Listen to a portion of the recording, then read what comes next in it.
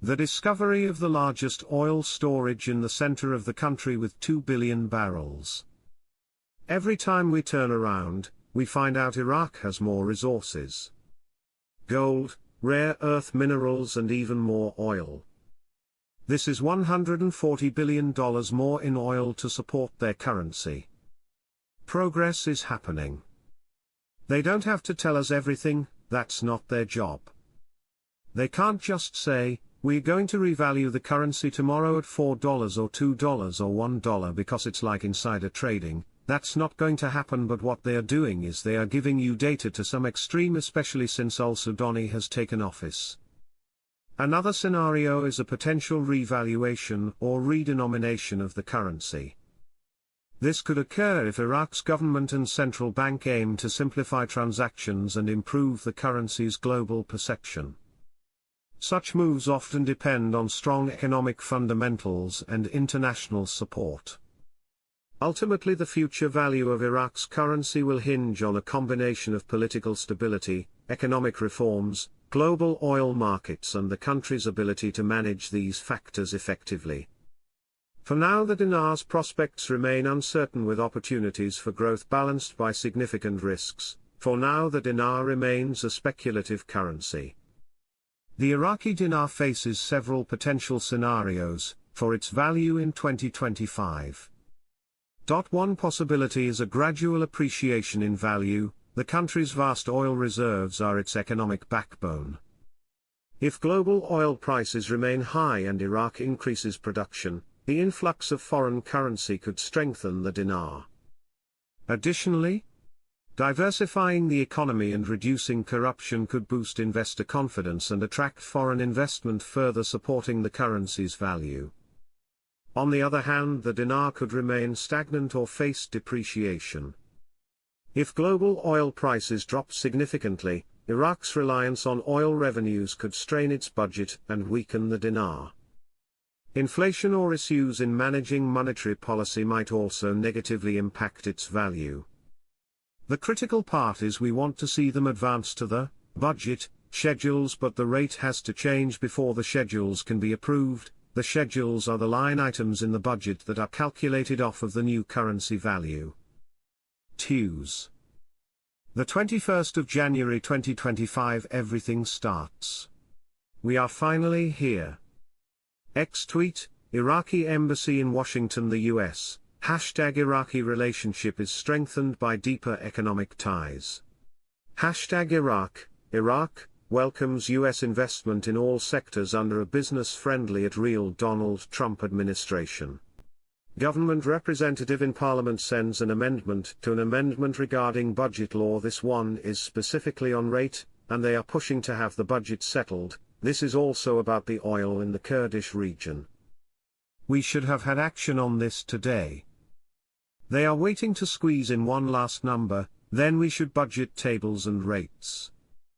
When they adjust budget tables, it's an ideal time to adjust value. There is some pretty exciting stuff coming for Iraq this morning. Iraq enters a new phase of cooperation with America after Trump assumes the presidency. We've always said, don't run to the bank. I said walk, take your time. You want to take your time, because you want to see any changes. You want to see any mistakes that have been done that are being corrected by the bank or the CBI, whatever it may be. Take your time in doing this. Once the exchange starts, it's not going to stop overnight.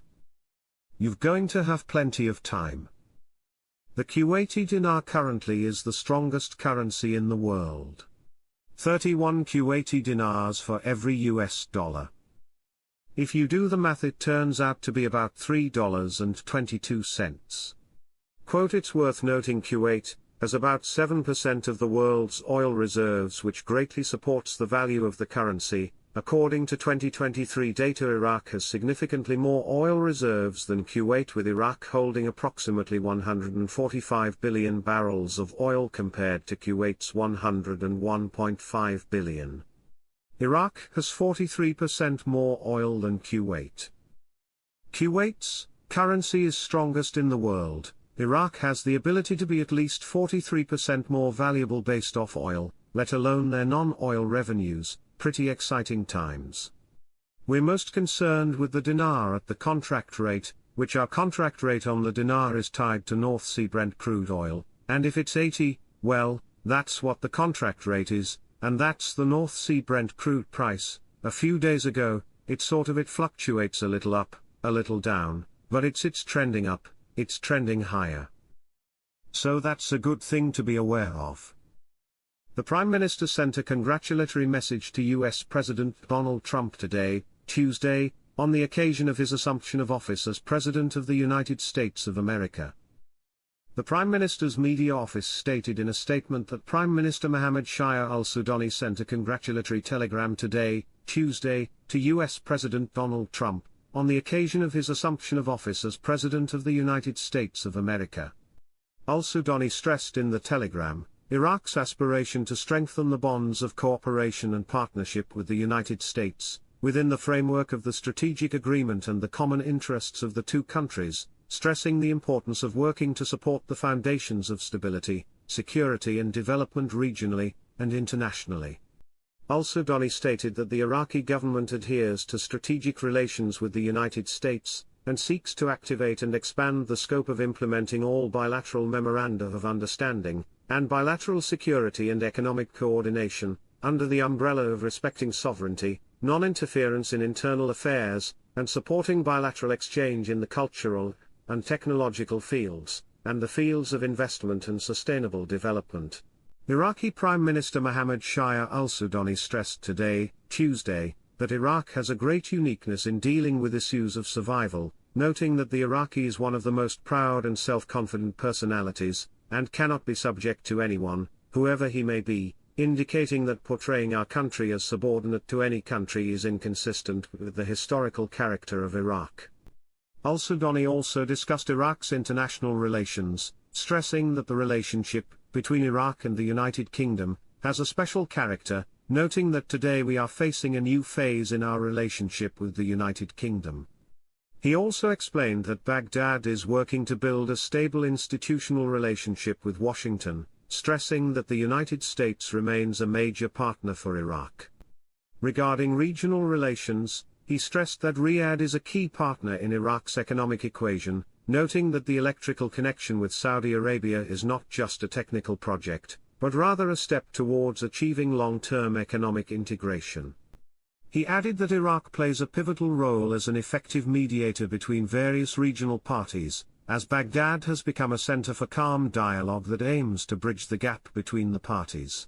Al-Sudani explained that Iraq is moving confidently towards institutional reform, as the government is working to integrate the armed factions within the legal and institutional frameworks, noting the government's commitment to a policy of openness and true partnership, while emphasizing the determination to build a new Iraq based on its Arab cultural heritage.